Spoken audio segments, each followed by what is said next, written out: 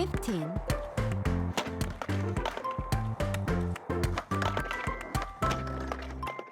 부산의 빈집은 인구 감소와 고령화 등의 영향으로 매년 꾸준히 증가하고 있는데요. 빈집의 실태 파악과 빈집 정비는 그 속도를 쫓지 못하는 것이 현실입니다. 이슈 토크 현장 플러스. 도시 경관을 해치고 안전 문제를 야기하는 빈집 문제. 해결 방안은 없는지 짚어봅니다.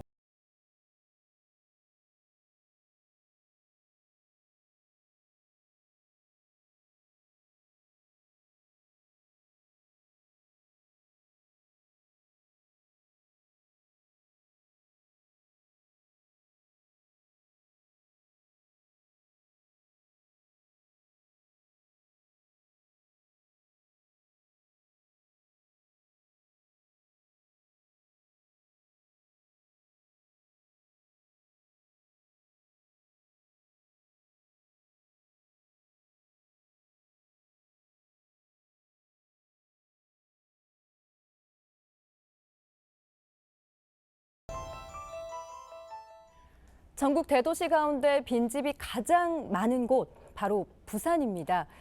이에 정부와 지자체에서는 빈집 정비를 위한 다양한 정책을 추진하고 있지만 여전히 빈집 문제는 해결되지 않고 있습니다. 부산 빈집 문제에 대한 다양한 시각과 해결 방안 살펴보겠습니다. 먼저 함께해 주실 두 분 소개합니다. 한정택 한국정치학회 부회장님 나오셨습니다. 안녕하십니까? 안녕하세요. 김형철 부산시의회 의원님 함께합니다. 어서 오십시오. 네, 반갑습니다. 네, 반갑습니다. 자, 서울 수도권을 제외한 전국이 지금 텅텅 비어가고 있습니다. 그중에서도 특히 부산이 지금 심각한 수준이라고 하는데요. 지금 어느 정도입니까? 부산의 심각한 수준이라고 말씀하셨는데요. 예. 이 심각한 수준의 차이에 대해서 조사기관마다 결과가 다 달라서 오히려 더 심각성을 극화시키고 있지 않냐라고 생각합니다. 2024년 부산시에서 자체 발표한 거에 따르면 부산시의 빈집은 11,000호 정도 되고요. 한편 2주 전에 부산 MBC 보도에 따르면 현재 부산의 빈집은 11만 4천호로 조사된 바가 있습니다. 이처럼 조사기관마다 그 수치는 다 다릅니다. 왜? 이따 말씀드리겠습니다만 그 조사하는 빈집에 대한 정의가 다양하기 때문에 조사기관마다 수치는 다 다릅니다만 확실한 거는 부산이 전국 특광역시 중에 가장 많은 빈집이 있는 특광역시다라는 거는 불변의 진리인 것 같습니다. 사실 빈집 문제라고 하면 시골이라든지 농촌의 문제라고 여겨졌었잖아요. 그런데 광역시인 우리 부산이 이렇게 심각하다는 것이 매우 충격적이고 또 우려스럽습니다. 자, 의원님, 네. 전국 지자체와 비교한다면 우리는 어느 정도일까요? 지금 통계청에서 인구총 조사를 실시를 했고 2015에서 2023년까지 자료를 보면요. 예. 매년 우리 부산은 4% 내의 가파른 증가폭을 보이고 있습니다. 예. 이는 특광역시 중에서 가장 높은 수치입니다. 우리 부산이 여러 가지 요인이 있는데요. 그 6.25 전쟁 이후에 피난민들의 그 자연 정착 불락이 되면서 또 이런 빈집들이 많이 늘어났고 예. 또한 그 속에서 무허가 건물들이 집계가 되지 않아 가지고 저는 실제로 지금 추산하고 있는 것보다는 훨씬 많은 부분의 빈집들이 문제를 야기하고 있다라고 생각이 들고요.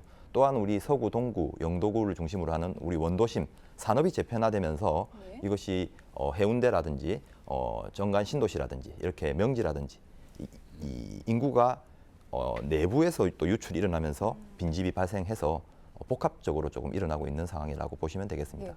우리 부산만의 문제가 아니라 대한민국의 문제이지만 그래도 부산이 좀 가파르게 증가하고 있다. 이 부분에 좀 주목을 해야 되겠죠. 그래서 앞서 말씀드린 그 한국부동산원 조사에 따르면 부산광역시에도 남구, 부산 진구, 동구, 사하구, 해운대 순으로 빈집의 수가 많은 것으로 알려져 있습니다. 네. 통계청 조사에 따르면 지난 10년 동안 한 3배 정도가 증가한 걸로 알려져 있습니다.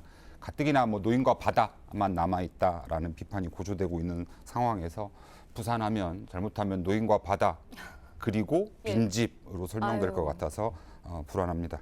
빈집 실태 조사를 이렇게 실시하고 있지만 빈집 조사 기관마다 통계가 아주 큰 차이를 보이고 있다는 점 두 분 다 앞서서 언급을 해주셨는데 의원님, 이게 이유가 뭘까요? 우리 빈집에 대한 법률적 정의가 통일화되어 있지 않습니다. 실제로 보면 이제 통계청에서는 방문 당시에 이 거주하고 있지 않으면 사람이 살고 있지 않은 주택에 대한 빈집 정의가 있고요. 네. 그다음에 한국국토정보공사 LX 같은 경우에는 또 실제로 전기나 이 상수도 사용량이 없는 주택을 포함해서 하고 있는데 국토부, 통계청, 그다음에 부산시 또 지자체 같은 경우에는 통반장님을 통해 가지고 지금 서구 동구 같은 경우에는 직접 또 방문을 해서 조사를 하거든요. 그렇게 하다 보니까 실제로 방문했을 때는 3,557호라고 되어 있지만 우리 부산시 수치는 부동산원에 용역을 줘가지고 해보니까 1,173호밖에 되지 않는 3배 차이가 나고 있고요. 실제로 또 통계청 같은 경우에는 20%에 대한 표본 조사입니다. 이게 지금 11만 3,410호로 추산이 되고 있는데요. 우리 부산시는 무려 20배가 차이 나는 5,069호로 지금 집계되고 있어요. 공신력을 가지고 있는 국가 공공기관에서조차 이렇게 빈집에 대한 수치가 20배까지 차이 난다. 그런데 이런 20배 차이 나는 빈집 수치를 가지고 정책을 만들고 있다. 상당히 모순적인 저는 상황이라고 보여집니다. 실효성 있는 뭐 이런 대책을 마련하려면 일단 이런 실태 조사가 정확해야 되는 게 기반이 돼야 되지 않습니까? 부동산원, 통계청, 부산시가 각자 다른 방식의 조사를 통해서 수치가 이렇게 엄청나게 20배 이상 차이 난다라고 한다면 보다 정확한 수치를 파악하고 이에 대한 대책을 마련하는 것이 가장 중요한 것으로 판단됩니다. 자, 통계 수치는 이렇게 뭐 기관마다 다소 차이가 있지만 빈집이 빠르게 증가하고 있다는 것만큼은 정말 분명한 사실입니다. 자, 빈집이 이렇게 증가하고 있는 원인 두 분은 어떻게 분석하시는지 궁금한데요. 네, 우선 부산시에서 빈집이 10년 동안 한 3배 이상 증가한 가장 대표적인 이유로는 전체 인구가 감소하고 있고 특히 고령화와 청년 인구 유출 등이 가장 큰 이유일 것이라고 판단이 됩니다. 또한 구도심을 중심으로 해서 이 빈집이 슬럼화 현상이 나타나고 있고 신도시 개발로 인해서 구도심이 공동화되고 있고 또한 우리 부산만의 특이한 문제가 인구가 좀 집중되는 현상이 있습니다. 일부 지자체를 중심으로 해서 원도심은 산업의 변화에 따라 가지고 여러 가지 산업체들이나 산업 기반들이 다른 곳으로 이전하다 보니까 인구도 당연히 이전하는 경우가 발생하는데요. 그래서 정주 인구의 패러다임도 우리 부산의 빈집의 가속화에 한몫했다라고 저는 보여집니다. 네, 여러 가지 요인으로 빈집이 빠르게 증가하고 있는데요. 빈집이 증가하고 또 방치될 경우 발생할 수 있는 사회적 문제에는 어떤 부분들이 있는지 전문가 의견을 들어봤습니다. 함께 보시죠. 여러 가지 문제가 있는데요. 제일 우선으로는 치안이나 범죄에 취약합니다. 빈집이 생기면 이제 범죄자라든지 불량 청소년들이 드나들기 쉬워서 그것이 이제 범죄 장소로 악용되기도 하고요. 두 번째는 이제 안전 문제가 있겠습니다. 오랜 기간 방치되면 폐가가 되어서 붕괴합니다. 그래서 이제 붕괴가 하면서 지붕이 무너져 내린다는 담장이 무너지면 이웃 주민들에게 이제 위해를 가하는 그런 경우가 있고요. 세 번째는 이제 위생 문제를 들 수가 있겠습니다. 빈집이 방치되어 있으면 사람들이 거기에 쓰레기를 투기하게 되고요. 쓰레기가 투기하면 이제 길고양이들이 또 이제 서식지가 되고요. 또 습기가 많이 차기 때문에 그 각종 해충이라든지 그다음에 곰팡이들이 많이 창궐하게 됩니다. 그래서 상당한 악취가 나고요. 그 다음에는 이제 도시 미관의 문제가 있겠습니다. 이제 지붕이 무너진 폐가나 쓰레기가 투기된 그런 집들이 모여 있으면 아무래도 지역의 이미지가 낮아지고 경관을 회하게 되겠죠. 마지막으로 이제 경제적인 손실 부분도 있을 텐데요. 방역도 해야 되고 또 순찰도 많이 돌아야 되고 또 뭐 화재의 위험들이 있으니까 또 이제 각종 소화시설도 갖춰야 되고 뿐만 아니라 이제 빈집이 많으면 그 주변 지역의 땅값이나 부동산 가격에도 영향을 미쳐서 지역 전체의 이제 경제적 가치가 떨어집니다. 그래서 그런 여러 가지 문제점들을 발생하게 됩니다. 네, 빈집이 방치될 경우 야기될 수 있는 문제점 함께 들어봤는데요. 두 분은 어떻게 들으셨습니까? 실제로 우리 그 깨진 유리창 이론이라고 혹시 들어보셨습니까? 네. 깨진 유리창을 방치했을 때 그 주변의 범죄와 그다음에 환경에 악영향을 미친다라고 지금 알려져 있는데요. 2020년 우리 그 국토연구원 자료를 보면은 아주 수치적으로 잘 되어 있어요. 실제로 빈집의 반경 50m에 위치한 주택의 공시가격은 그렇지 않은 주택보다 10.7% 낮아졌고요. 그다음에 반경 100m 내에는 무려 10.5%까지 낮아지는 또 이런 현상이 도미노 현상이 나타나고 있습니다. 또한 그 깨진 유리창 이론에 비추어 보면은 실제로 강력 범죄도 그 지역에 빈집이 많은 지역은 19% 이상 증가가 된다는 이런 분석이 있고요. 그러니까 이렇게 보면은 빈집 하나가 도미노적으로 지역을 슬럼화시키고 또한 거기에 주변에 거주하는 우리 주민들의 위생과 건강에 미치는 영향도 심각하다. 빈집이 슬럼화됨에 따라서 안전과 치안 문제도 발생할 수 있고 앞서 교수님 말씀하신 것처럼 안전이나 위생, 환경 등 악순환의 고리 역할을 할 수 있는 가능성이 농후하다 또한 부산은 이제 글로벌 허브 관광 허브 도시를 추구하고 있는데요. 이런 부산시의 빈집을 어떻게 처리하고 해결할 것인가라는 건 상당히 중요한 과제가 될 것 같다라고 생각됩니다. 예. 이러한 중요한 과제인데 지금 문제를 해결하기 위해서 부산시에서는 지금 어떤 조치를 취하고 있습니까, 의원님? 사실상 지금 빈집의 가장 큰 문제는 저는 예산 부족이라고 생각을 합니다. 예산 부족이다. 네, 지자체별로 이 빈집을 해결하기 위해서는 빈집 중에 대다수가 또 무허가 건축물이다 보니 행정을 집행했을 때 또 상위 법령에 입에되는 여러 가지 이 법의 모순점들이 있습니다. 그래서 이런 부분들을 해결하지 않고 빈집 정책을 논한다라는 것은 저는 어불성설이라고 생각을 하고, 일단 지금 상위 법령에 따라서 전국적인 통일화된 이 빈집에 대한 정책을 마련하고, 그 다음에 실태 조사부터 명확하게 한 이후에 예산을 반영을 해야 저는 이 문제가 해결될 수 있을 것이라고 생각합니다. 박사님께서는 지금 추진하고 있는 빈집 정비 사업을 어떻게 평가하시는가요? 그러니까 대표적인 사업이 이제 폐가 철거 사업하고 햇살둥지 사업인데요. 예. 이제 이거를 올 4월에 부산시에서 적극 채택하겠다라고 제시한 바가 있습니다. 그러나 이제 앞서 말씀드린 바와 같이 가장 적게 잡은 것만 해도 한 5천호 정도 되는데요. 지금 매해 뭐 한 15억 정도 예산이 책정되고 있는데요. 턱없이 부족한 현실입니다. 현재 많은 빈집이 있는데 부산시의 빈집 정비 계획에 따르면 빈집 한 채당 2천만 원으로 돼 있거든요. 근데 빈집을 모두 철거하는 건 아니겠습니다만 앞서 말한 것처럼 조사 기관에 따라서는 11만 채가 된다라고 하는데 그 정도 하려면 처리하려고 그러면 한 2천억 정도 예산이 필요합니다. 근데 이렇게 엄청난 예산이 필요한데 당장 1년에 15억 가지고 빈집 정비 사업이 과연 가능할까라는 생각이 들고요. 다시 말씀드리지만 가장 큰 문제는 정확한 현황 파악도 안 돼 있다라는 것입니다. 그래서 뭐 행정기관에 좀 부탁드리고 싶은 거는 적극적인 행정을 해야 될 것 같아요. 지금 뭐 우리가 구도심이라고 알려져 있는 뭐 동구, 서구, 영도구 이런 데 가보면 빈집 담당하는 행정직 공무원은 채 한 명밖에 안 되거든요. 그래요? 그런 사람들이 빈집의 수를 정확하게 파악하고 도시 재생이라는 차원에서 이것들을 어떻게 처리할 것인가, 재생할 것인가 라는 것들을 고민하기에는 인력이나 예산이 너무 부족하지 않은가라는 생각이 듭니다. 근데 이 빈집 문제가 하루 이틀의 문제는 아니지 않습니까? 네네. 예전에는 왜 이렇게 관심이 없었고 또 시나 구, 군에서 좀 소극적으로 대처를 했을까? 우리나라 전체가 빈집에 대해 관심을 가진 게 아까 제가 말씀드렸습니다만 2018년도 국토부에서 빈집 특례법을 시행하면서부터입니다. 그러니까 사실상 지금 한 5년 정도가 지나봤는데요. 사실상 여러 문제점들이 지금 도출되고 있는 사항이 아까 여러 가지 각 기관마다 국토부와 통계청, 그다음에 부산시 지자체 이렇게 지금 다 각기 다른 빈집에 대한 여러 가지 정의를 내리고 있거든요. 그러니까 실태 조사부터 되지 않은 사항에 근본적인 빈집 해결 정책이 나올 리 만무하다라고 생각을 하고요.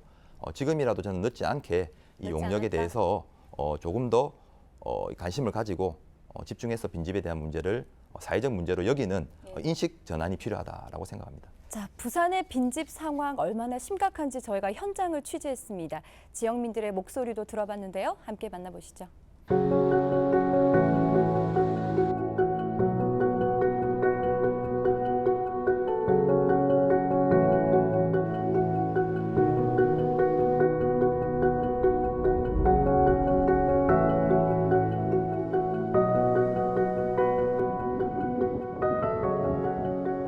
저 아파트 전부 빈집이지 뭐. 일로 와, 시수동 쪽으로.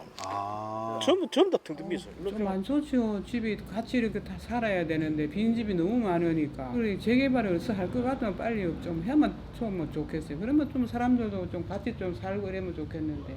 좀 흉과 같이 안 좋지. 뭐 무섭고 좀 안 좋지. 이 가서 많아져 빈집이. 좀 얼씬스럽다고 이야기해야 되겠죠. 아무래도 뭐 밤이 되면은 사람들도 없고 그러다 보니까 무섭다고 이야기를 하는 소리도 좀 들었습니다. 눈으로 보이는 거 별로 안 보이는 것 같은데 좀 뭔가 이거 좀 신경 좀 써줬으면 하는 바람입니다. 이거를 좀 새로 정비를 해가 주민들이 사용하게끔 그렇게 만들어주면 좋은데 그게 현실적으로는 지금 안 되고 있잖아요.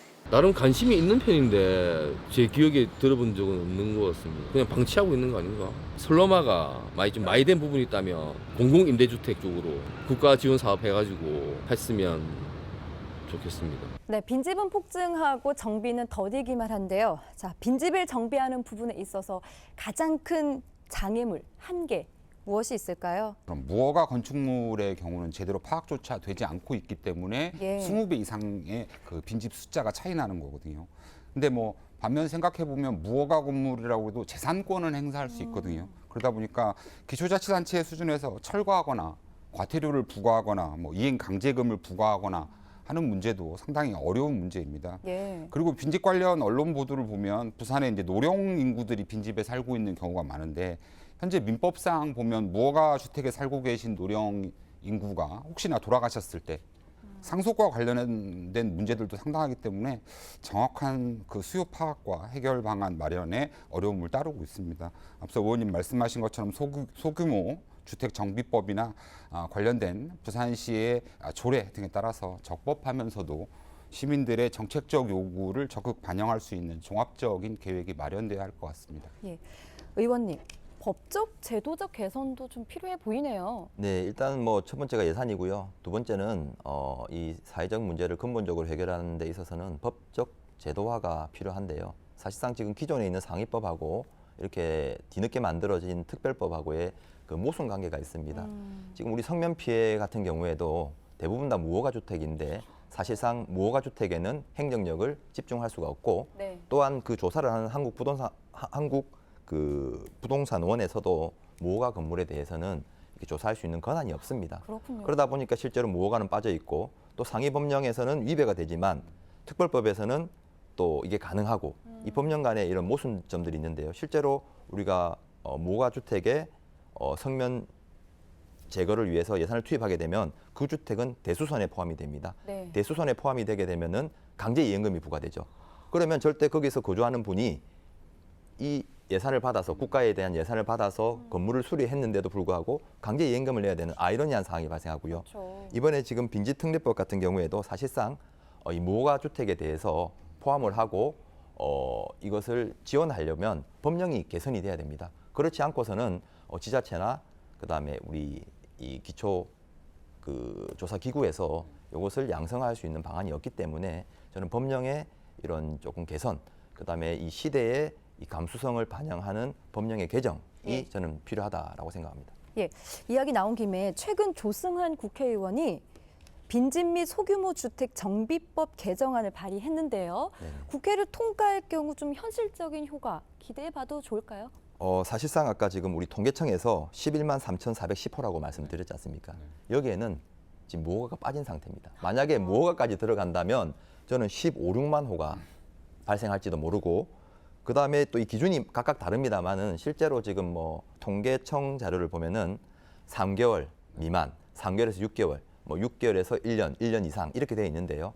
실제로 저는 보면은 이게 아까 제가 여기서 말씀드렸습니다만은 국토정보원, 그다음에 통계청, 우리 부산시 이거를 합치면 완벽하게 돼요. 1년 이상 사람이 거주하지 않는 그 주택의 전기나 상수도의 사용이 6개월 이상 비용이 발생하지 않은 곳, 그리고 그곳을 지자체와 함께해서 전수조사를 할 때 저는 이 정확한 빈집의 추계가 나온다고 보고요. 네. 또한 여기에 무허가 건물은 저는 반드시 포함이 돼야 된다. 그래서 빈집 및 소규모 주택 정비에 관한 특례법 일부 개정안을 발의를 하셨는데 저는 반드시 통과되어서 우리 빈집 문제 해결에 도움이 되기를 희망합니다. 의원님 의견에 10분 동의하고요. 예. 무허가 주택도 재산권의 보호 대상인 만큼 거기에 좀 신경을 써야 될 것 같고 이제 부산시 관련해서 빈집 관련해서 문제가 되는 건 토지의 주인하고 건축물의 주인이 다른 무허가 건물도 많다라는 것이거든요. 그것까지 고민해서 잘 해결할 수 있는 방안이 모색되기 바랍니다. 자, 그렇다면 빈집을 잘 활용할 수 있는 방안은 없는지 또 국내 또는 해외의 좋은 사례들은 없는지 전문가 의견을 들어봤습니다. 함께 보시죠. 부산에는 아까 말씀드렸듯이 활용이 어려운 빈집도 있지만 그 산복도로 위에 아주 조망이 좋다든지 그런 빈집들도 상당히 많습니다. 그래서 그런 빈집들은 좀 적극적으로 활용하는 게 필요하다고 생각되고요. 부산의 경우에는 뭐 빈집은 아니지만 빈 방을 리노베이션해서 청년이나 대학생들에게 저렴하게 임대해주는 그런 햇살 둥지 사업도 있었고요. 또 부산의 감천문화마을 같은 경우에는 그 2010년부터 벌써 한 14년 전이죠. 그때부터 이미 빈집들을 리노베이션해서 예술 작품으로 만든다든지 혹은 작가들이나 예술가들의 공방이나 작업실로 한다든지 혹은 관광객들을 위한 게스트하우스로 적극적으로 활용하고 있습니다. 그래서 부산에도 그렇게 잘 활용되고 있는 사례가 있었고요. 특히 이제 일본에는 빈집은행이라는 제도가 있습니다. 그래서 각 지자체가 빈집은행을 설립해서 빈집을 가진 사람과 그다음 빈집이 필요한 사람들을 매칭해주는 그런 제도인데요. 그래서 오노미치시가 빈집은행을 설립해서 그 각각의 빈집이 가지고 있는 특성이라든지 그다음에 또 잠재력들을 타 지역에 살고 있는 사람들에게 적극적으로 정보를 제공해서 특히 이제 동경이라든지 이런 대도시에 사는 유명한 애니메이션 작가 같은 사람들이 그 오노미치시로 귀도하는 그런 이주하는 그런 성과를 거두기도 했고요. 특히 이제 오노미치시 같은 경우에는 시민이나 전문가들이 그 비영리 법인이죠.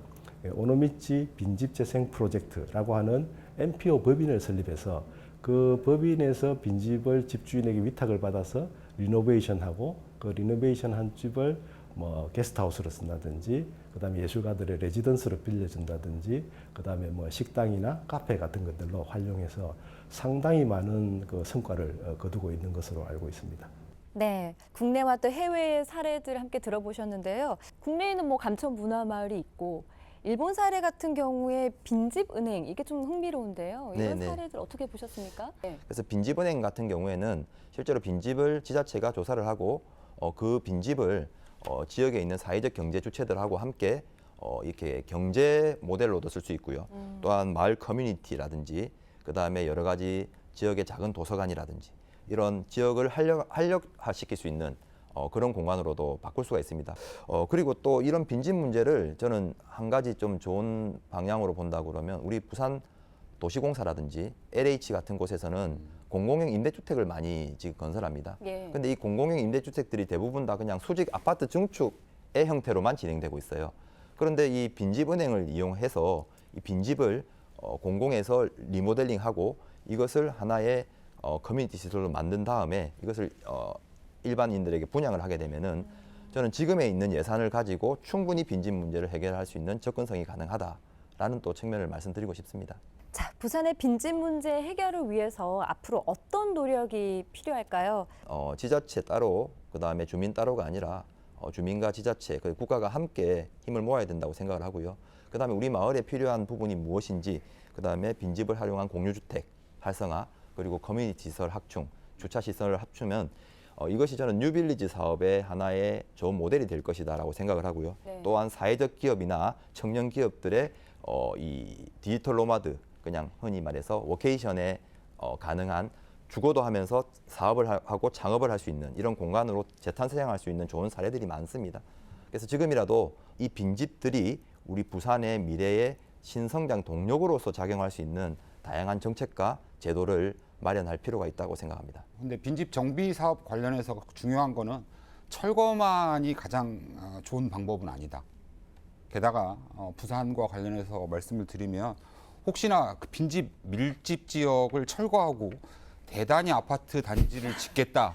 아유. 이런 거는 생각하는 것 자체가 부산에 관해서 죄를 짓는 것 같고요. 네. 빈집을 재정비해서 주민 커뮤니티 시설을 마련한다든가 아니면 현재 부산 중구가 하고 있는 것처럼 빈집을 관광객들에게 빌려주고 있죠. 지금 뭐 삼복 어울 스테이라고 해서 에어비앤비처럼 운영하고 있는데 지역 활성화를 위한 방안들을 모색하려고 하는 방안들이 종합적으로 시행돼야 할 것 같습니다. 아울러서 이런 과정에서 도시 경관과의 조공성을 강화하면서 노후 빈집 문제를 해결할 수 있는 방안이 모색돼야 할 것이라고 생각합니다. 네, 빈집 문제는 도시 경관과 안전을 위협하는 심각한 문제입니다. 정부와 지자체는 빈집 문제 해결을 위해 적극적인 대처와 지원을 아끼지 않았으면 하는 바람입니다. 이슈토크 현장 플러스 오늘 여기까지입니다. 함께해 주신 여러분 고맙습니다.